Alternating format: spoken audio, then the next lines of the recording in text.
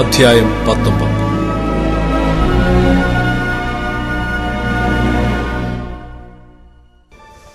മിസ്രയീമിനെ കുറിച്ചുള്ള പ്രവാചകം. യഹോവ വേഗതയുള്ള ഒരു മേഘത്തെ വാഹനമാക്കി മിസ്രയീമിലേക്ക് വരുന്നു. അപ്പോൾ മിസ്രയീമിലെ മിഥ്യാമൂർത്തികൾ അവന്റെ സന്നിധിയിൽ നടുങ്ങുകയും മിസ്രയീമിന്റെ ഹൃദയം അതിന്റെ ഉള്ളിൽ ഉയരുകയും ചെയ്യും. ഞാൻ മിസ്രയീമ്യരോട് കലഹിപ്പിക്കും.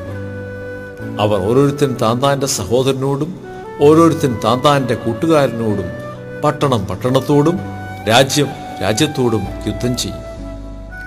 മിസ്രയീമിന്റെ ചൈതന്യം അതിന്റെ ഉള്ളിൽ ഒഴിഞ്ഞുപോകും. ഞാൻ അതിന്റെ ആലോചനയെ നശിപ്പിക്കും. അപ്പോൾ അവ മിഥ്യാമൂർത്തികളോടും മന്ത്രവാദികളോടും വെളിച്ചപ്പാടന്മാരോടും ലക്ഷണം പറയുന്നവരോടും അരുളപ്പാട് ചോദിക്കും. ഞാൻ മിസ്രയീമിനെ ഒരു ക്രൂര യജമാനന്റെ കയ്യിലേൽപ്പിക്കും.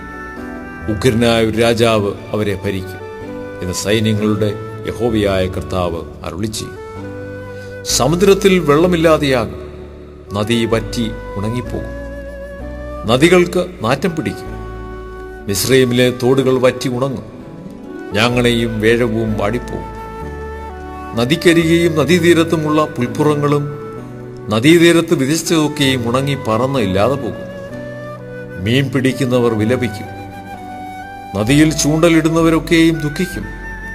വെള്ളത്തിൽ വല വീശുന്നവർ വിഷാദിക്കും. ചീകി വെടിപ്പാക്കിയ ചണം കൊണ്ട് വേല ചെയ്യുന്നവരും വെള്ളത്തുണി നെയ്യുന്നവരും ലജ്ജിച്ചു പോകും. രാജ്യത്തിന്റെ തൂണുകളായിരിക്കുന്നവർ തകർന്നു പോകും. കൂലിവേലക്കാർ മനോവ്യസനത്തോടെയിരിക്കും. സോമലിലെ പ്രഭുക്കന്മാർ കേവലം ഭോഷന്മാരത്ര. ഫറവോന്റെ ജ്ഞാനമേറിയ മന്ത്രിമാരുടെ ആലോചന ഭോഷത്വമായി തീർന്നിരിക്കുന്നു.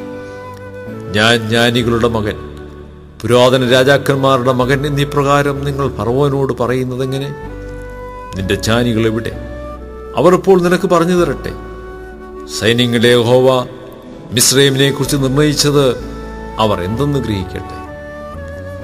സോവനിലെ പ്രഭുക്കന്മാർ ഭോഷന്മാരായി തീർന്നിരിക്കുന്നു. നോഫിലെ പ്രഭുക്കന്മാർ വഞ്ചിക്കപ്പെട്ടിരിക്കുന്നു.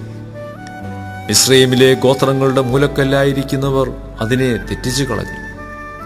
യഹോവ അതിന്റെ നടുവിൽ മനോവിഭ്രമം പകർന്നു.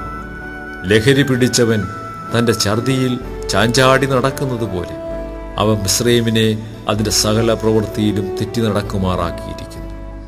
തലയോ വാലോ പനമ്പട്ടയോ പോട്ടപ്പുല്ലോ നിർവഹിക്കേണ്ടുന്ന ഒരു പ്രവൃത്തിയും മിസ്രയീമിനുണ്ടായിരിക്കുകയില്ല. അന്നാളിൽ മിസ്രയീമ്യ സ്ത്രീകൾക്ക് തുല്യരായിരിക്കും. സൈന്യങ്ങളുടെ യഹോവ അവരുടെ നേരെ കൈ ഓങ്ങുന്നത് നിമിത്തം അവർ പേടിച്ചു വിറയ്ക്കും. യഹൂദാദേശം മിസ്രയീമിനും ഭയങ്കരമായിരിക്കും. അതിന്റെ പേര് പറഞ്ഞു കേൾക്കുന്നവരൊക്കെയും സൈന്യങ്ങളുടെ യഹോവ അതിന് വിരോധമായി നിർണയിച്ച നിർണയം നിമിത്തം ഭയപ്പെടും. അന്നാളിൽ മിസ്രയീം ദേശത്തുള്ള 5 പട്ടണങ്ങൾ കനാൻ ഭാഷ സംസാരിച്ച് സൈന്യങ്ങളുടെ യഹോവയോട് സത്യം ചെയ്യും. ഒന്നിന് സൂര്യനഗരം എന്ന് പേര് വിളിക്കപ്പെടും. അന്നാളിൽ മിസ്രയീം ദേശത്തിന്റെ നടുവിൽ യഹോവയ്ക്കൊരു യാഗപീഠവും അതിന്റെ അതിർത്തിയിൽ യഹോവയ്ക്കൊരു തൂണുമുണ്ടായിരിക്കും. അത് മിസ്രയീം ദേശത്ത് സൈന്യങ്ങളുടെ യഹോവയ്ക്ക് ഒരു അടയാളവും ഒരു സാക്ഷ്യവുമായിരിക്കും. പീഡകന്മാർ നിമിത്തം അവർ യഹോവയോട് നിലവിളിക്കും.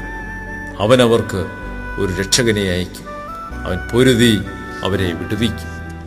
അങ്ങനെ യഹോവ മിസ്രയീമിന് തന്നെ വെളിപ്പെടുത്തുകയും മിസ്രയീമ്യർ അന്ന് യഹോവയെ അറിഞ്ഞ് യാഗവും വഴിപാടും കഴിക്കുകയും യഹോവയ്ക്കൊരു നേർച്ച നേർന്ന് അതിനെ നിവർത്തിക്കുകയും ചെയ്യും. യഹോവ മിസ്രയീമിനെ അടിക്കും. അടിച്ചിട്ട് അവൻ വീണ്ടും അവരെ സൗഖ്യമാക്കും. അവർ യഹോവയെങ്കിലേക്ക് തിരികെയും അവൻ അവരുടെ പ്രാർത്ഥന കേട്ട് അവരെ സൗഖ്യമാക്കുകയും ചെയ്യും. അന്നാളിൽ മിസ്രയീമിൽ നിന്ന് അശൂരിലേക്ക് ഒരു പെരുവഴി ഉണ്ടാകും. അശൂര്യർ മിസ്രയീമിലേക്കും മിസ്രയീമ്യർ അശൂരിലേക്കും ചെല്ലും.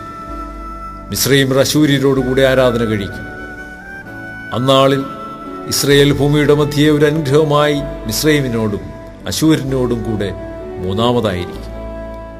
സൈന്യങ്ങളുടെ യഹോവ അവരെ അനുഗ്രഹിച്ച് എന്റെ ജനമായ മിസ്രയീമും എന്റെ കൈകളുടെ പ്രവൃത്തിയായ അശൂരും എന്റെ അവകാശമായ ഇസ്രയേലും അനുഗ്രഹിക്കപ്പെടുമാറാകട്ടെ എന്ന് അരുളിച്ചെയ്യും.